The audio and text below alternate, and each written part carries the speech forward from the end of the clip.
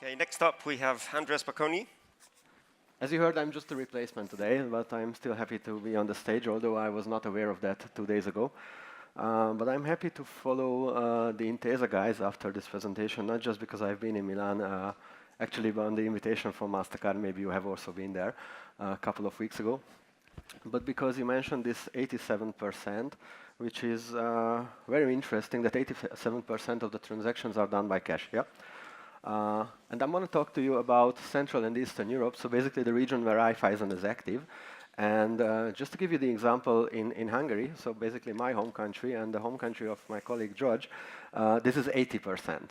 And we always say that Eastern Europe is far behind in technology, in payments and everything, which is sometimes not true. And definitely the card payments are a game changer.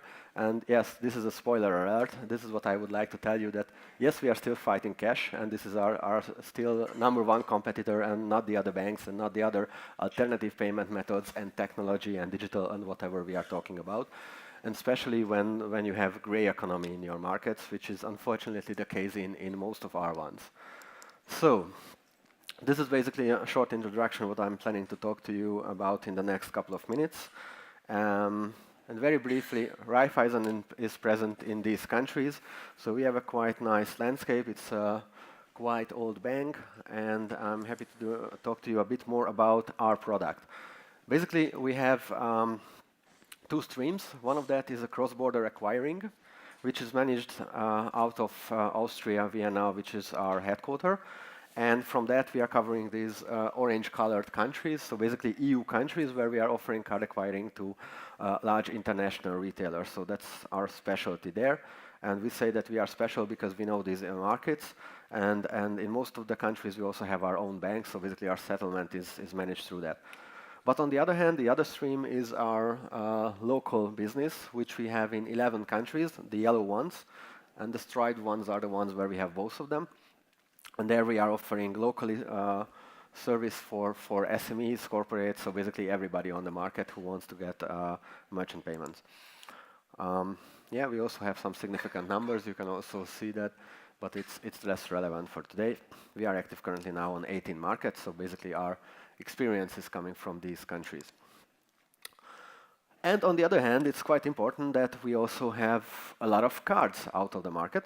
So this is important because we are talking about countries which are outside of the European Union, meaning that the interchange was not regulated. So this is these are countries where we have mixed feelings about the interchange. For example, countries where you have interchange average over 1%, there we are suffering definitely on acquiring, and definitely our merchants are also suffering that. But we are, on the other hand, also happy because we are earning a lot, so we can do crazy stuff. We can offer nice loyalty programs based on the cards, and we can educate the cardholders to use that, so our customers to use the cards. And you might know that most of the card transactions happened to be 10, 20 years ago, that the customers were just standing in the line and grabbing the cash out of the ATMs. And luckily enough, most of the transactions in each of our countries are already on POS so terminals instead of cash withdrawals, so we are really happy to see that. But on the other hand, we also have the experience from the cardholders, and this is, I think, that makes us also unique compared to many monoliners who are doing only acquiring. And what I would like to talk to you about is basically the difference between the EU countries and non-EU countries in our region. And one of the key things that we have identified is that in the EU, basically the focus is on acquiring. So how to solve the payments, how to be more digital, how to have solutions like the ATM we just heard. In Eastern Europe, it's more on the issuing side, where basically we are trying to educate the cardholders how to make transactions. We are investing out of the interchange revenues a lot on loyalty programs, on cashbacks that they can earn, so just to make them use the cards frequently. And for that, one of the best tools were the contactless payments, which have really taken over. And I think this is the game changer in many countries, that the contactless payments made it easier to use the cards, made it more convenient for everybody, and you can even pay with that in a small bakery or public transport, so wherever. and then people get the habit of using the card, and not just like once in a month when they go to a huge supermarket and make some transactions there. So basically, we think that interchange regulation made a big difference, and also the PSD2 will be the next step. But in other non-EU countries, the focus is rather by the regulators on whitening the economy. So they are trying to push with different methods to make the gray economy disappear a bit more, and obviously card payments are much better from their point of view than cash payments. So this is easy to understand. I really don't want to waste a lot of time on going through this, but we still think that in Eastern Europe, in non-EU countries, pushing cards is the more important thing, because you have the funds for that. Schemes are also supporting that rather than acquiring developments, and there are too many local issues that we need to solve there, which are not letting us to focus on fancy other things like developing alternative payment methods or more international centralized solutions, which we think is definitely happening in Western Europe and in EU countries. Like as mentioned there, merchants are trying, from our point of view, centralize their acquiring capabilities in EU. So selecting one acquirer, hopefully us, for multiple countries, and getting one service, one reporting, one pricing, definitely one pricing, and the cheap pricing, with somebody who can serve them with one contract, which is definitely decreasing the prices for them, which is unfortunately not the case in Eastern European non-EU countries, where you have not just the issues with different currencies, different languages, but also some local regulations that are stopping these potential centralization approaches, like in case of Russia, where it is limited that you are not allowed to do a processing transaction outside of the country's border. So basically, you can only do acquiring inside if you have a local entity there. Luckily, we do. And just to highlight you what the differences are, it's pretty clear and visible that in EU countries, interchange is quite low. Very important, these are our own numbers, so based on our own acquiring figures, so this is not some European Union data, but I'm happy to share this with you because this gives a really good picture, and I think this is representing really the countries. And you can also see the southeastern European region, which is slightly higher. There they also don't have any regulations, although Serbia just introduced one on the interchange. And in the CIS countries, so Ukraine, Belarus, and Russia, interchange fees are incredibly high and still increasing. Just to give you an example, in Belarus, the colleagues told me that mass customers are getting platinum cards. Because platinum cards were developed for mass customers. Then I asked them, what do they use the gold cards for? And they told me that, yeah, gold cards are for students. Okay, so I don't think that the schemes were developing them for these audience, but this is the case there. So this is, and in the case of Russia, which is really painful, obviously interchange plus pricing is not working in Russia. So you want to sell something to your merchant in that way, and obviously they will not be that stupid to sign it because it can change from one day to another.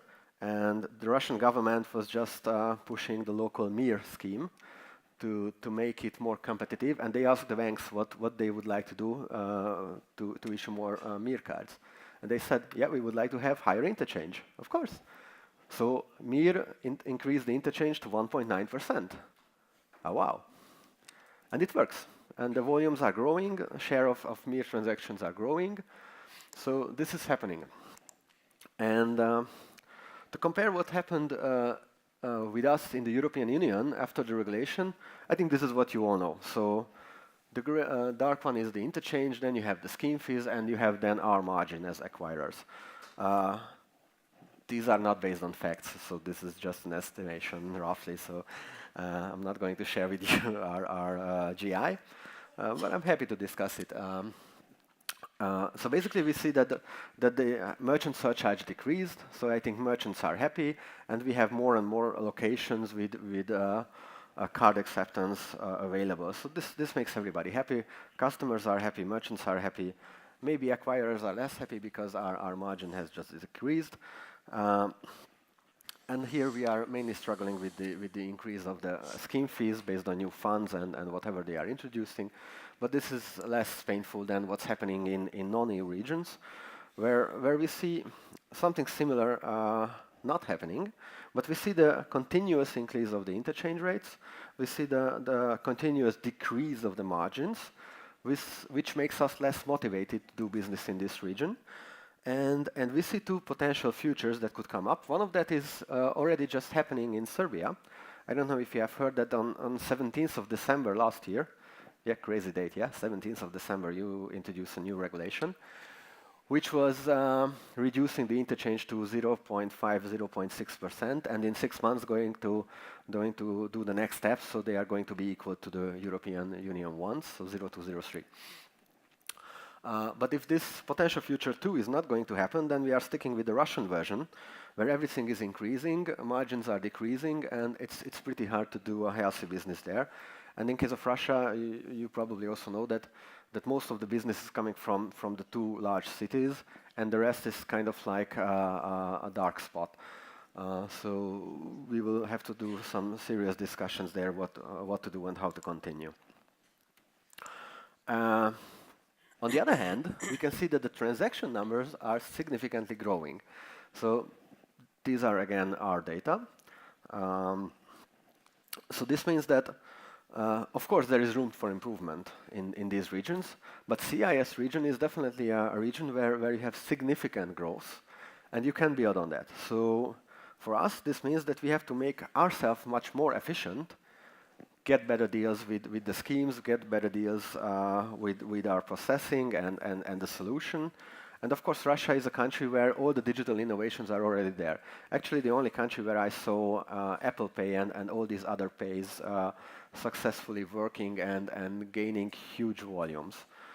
And there's also one nice fact that in every region we see that the average ticket size is decreasing, which from my point of view means that even in Russia people are using contactless cards for public transfer because they have some MPOS devices attached in Moscow metro, and then you can buy a ticket and enter. So it's less convenient than the Milanese way, but it's also working fine. So I also tested this in the last couple of months.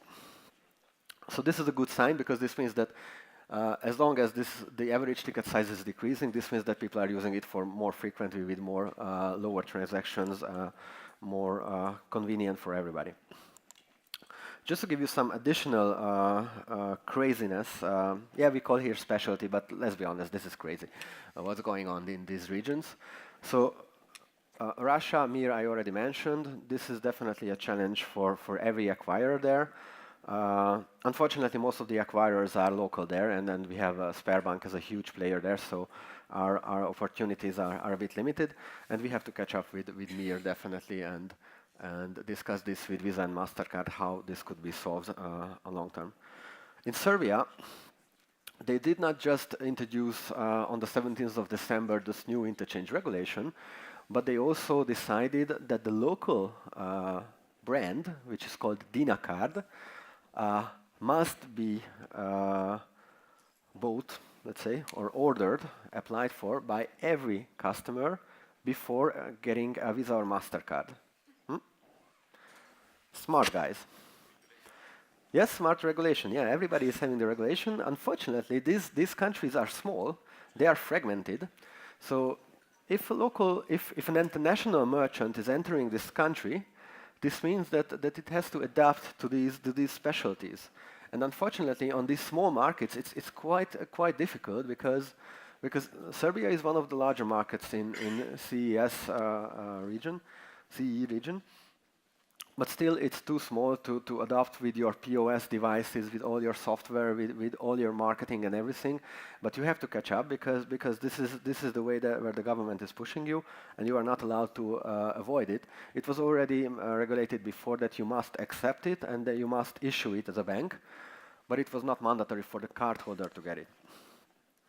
And we have also in Belarus something similar, and very funny, Belarus do has a known brand, but it's more important that Belarus made it mandatory to accept cards at every merchant location. Similarity in our region, we only have in Romania with some limitations.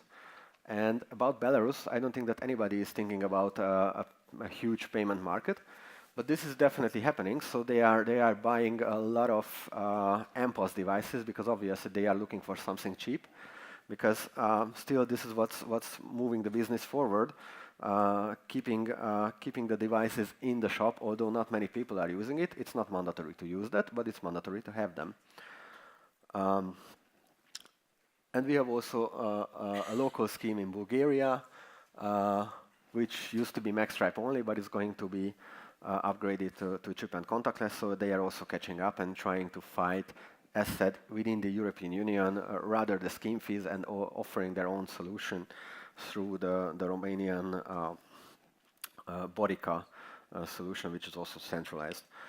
And quite important that there are some not really natural barriers of entering these markets for acquirers like us.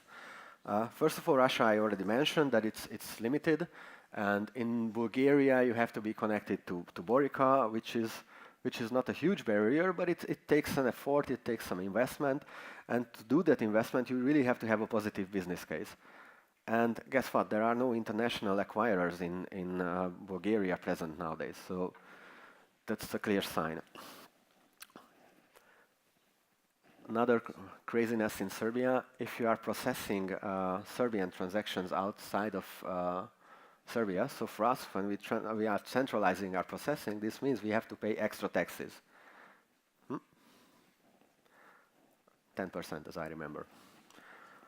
And coming back to my last one, this is my favorite. This is, yeah, a tiny country, Kosovo. But this is really crazy. I never heard something like that before. You, as a cardholder, you know that you are entering in the Balkan a shop, and you obviously see like 8 terminals on the cashier desk. Huh? And in other countries, the case is that you go there and the cashier takes your card and uses the right terminal, whichever he or she prefers to be the right one. Now in Kosovo, it's not the case. You are forced to choose the right one as a local person, obviously.